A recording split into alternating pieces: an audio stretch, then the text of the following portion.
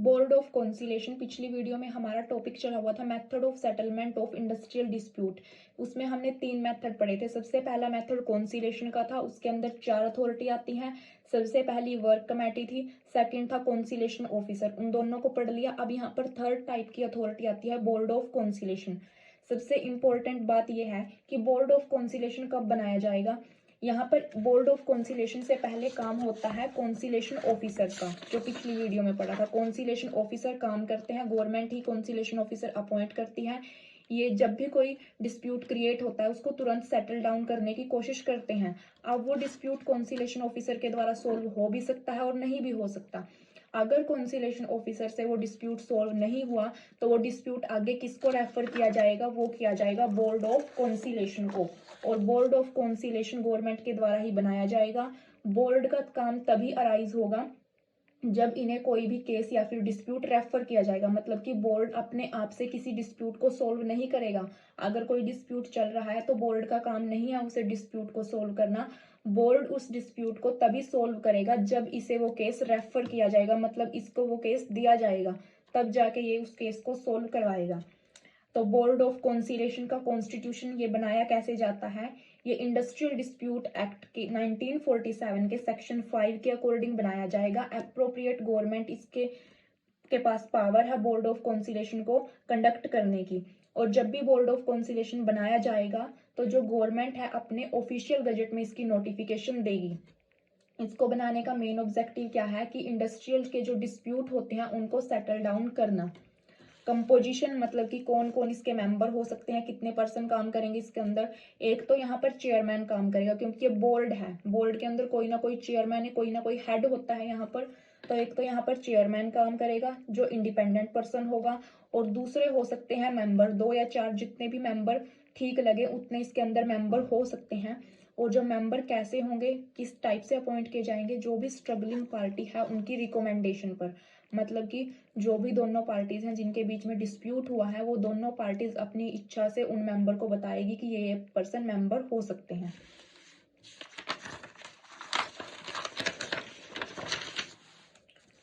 When party fails to make recommendation, अब parties recommendation देंगी, party बताएंगी कि कौन पर्सन मेंबर होंगे बोर्ड के।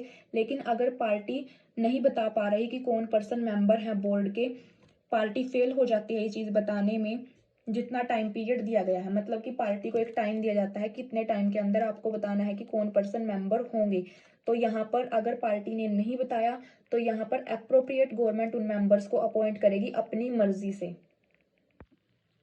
अब नेक्स्ट है प्रेजेंस ऑफ मेंबर। मतलब जब प्रोसीडिंग की जाएगी, डिस्प्यूट सोल्व करवाया जाएगा बोर्ड के द्वारा, तो कितने मेंबर का प्रेजेंट होना जरूरी है।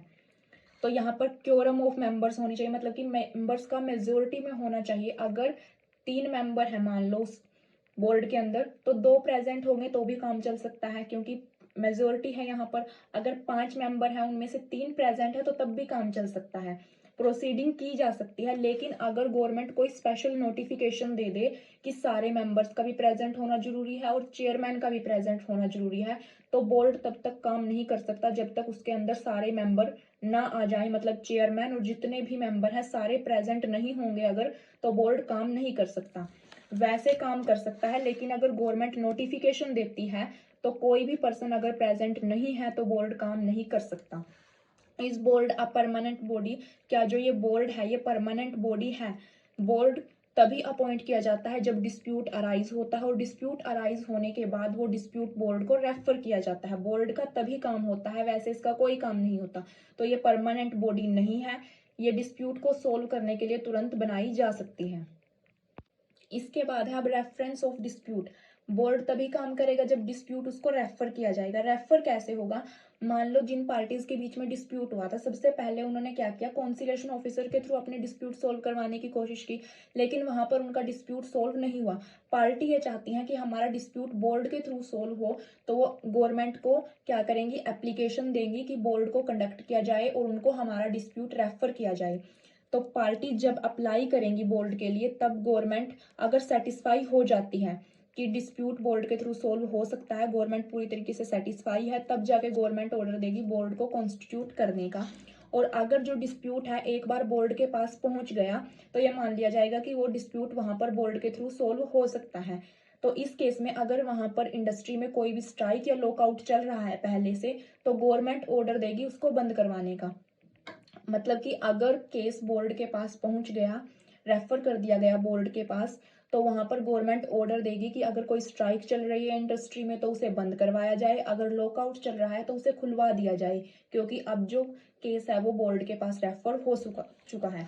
अब इसके बाद ड्यूटीज आती हैं, जिन्हें सेक्शन 13 सब सेक्शन 1 के अंदर डिफाइन किया गया है। बोर्ड की ड्यूटी क्या है, ये सारे एफर्ट करेगा सेटलमेंट को करवाने के लिए।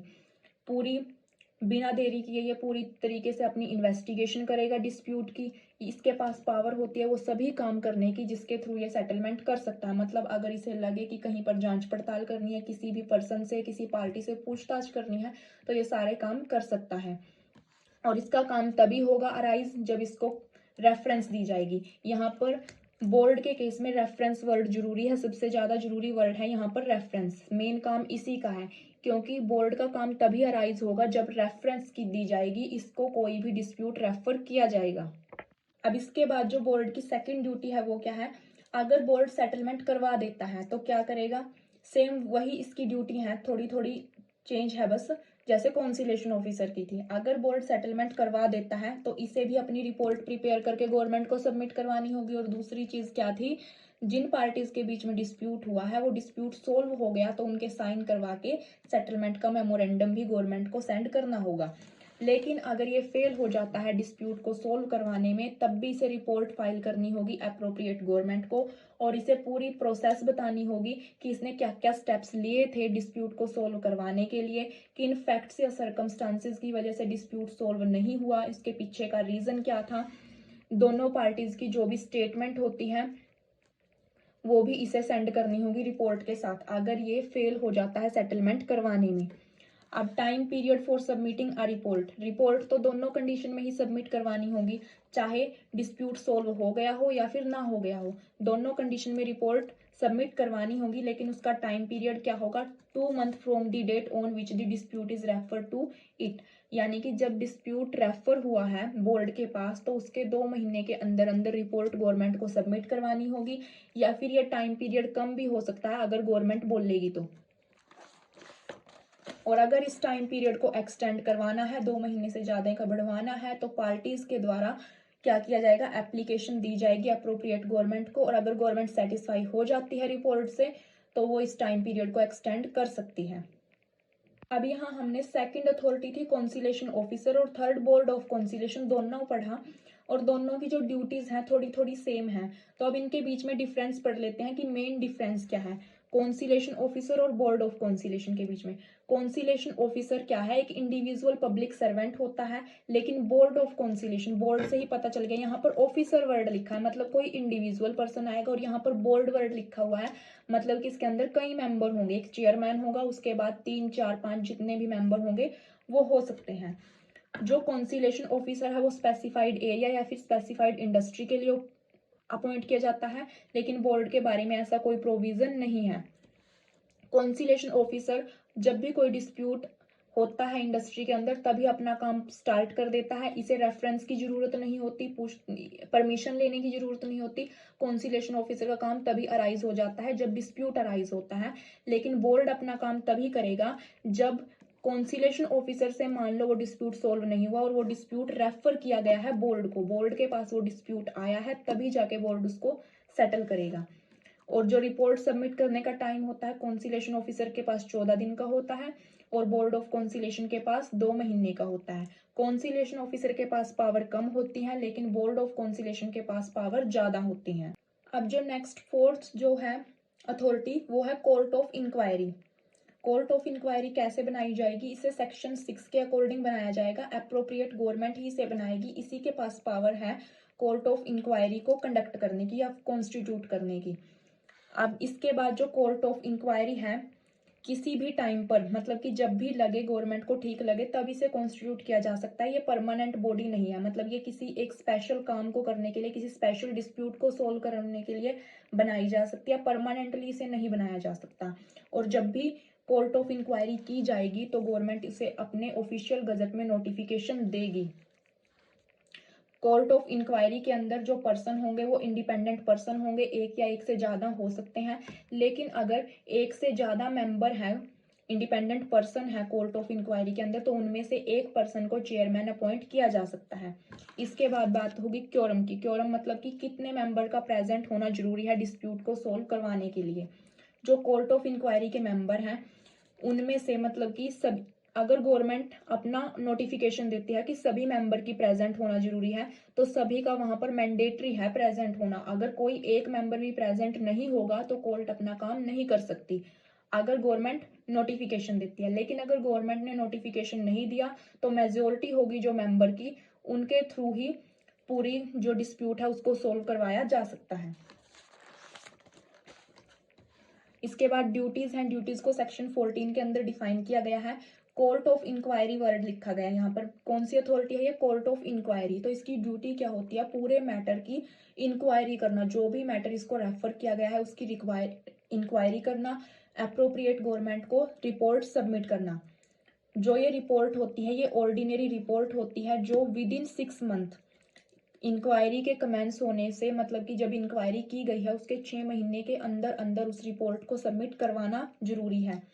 और ये रिपोर्ट कैसी होगी? ऑर्डिनरी रिक्वायर्ड है। ऑर्डिनरी रिक्वायर्ड मतलब जो ये 6 महीने का टाइम पीरियड है ना, इसको एक्सटेंड भी किया जा सकता है जरूरत के हिसाब से। और जो रिपोर्ट होगी कोर्ट ऑफ इंक्वायरी की, अप्रोप्रिएट गवर्नमेंट उसे अंडर सेक्शन 17 के अकॉर्डिंग पब्लिश कर देगी। तो ये जो हमारी कॉन्सिलेशन प्रोसेस थी, फर्स्ट मेथड था डिस्प्यूट को सोल्व करने का, उसके ये यहाँ पर 4 टाइप की अथॉरिटी दी गई थी। और चारों टाइप की अथॉरिटी में सबसे मेन जो कॉमन चीज वो क्या लिखी गई है कि चारों की चार अथॉरिटी अप्रोप्रिएट गवर्नमेंट के द्वारा ही कॉन्स्टिट्यूट की जाएंगी।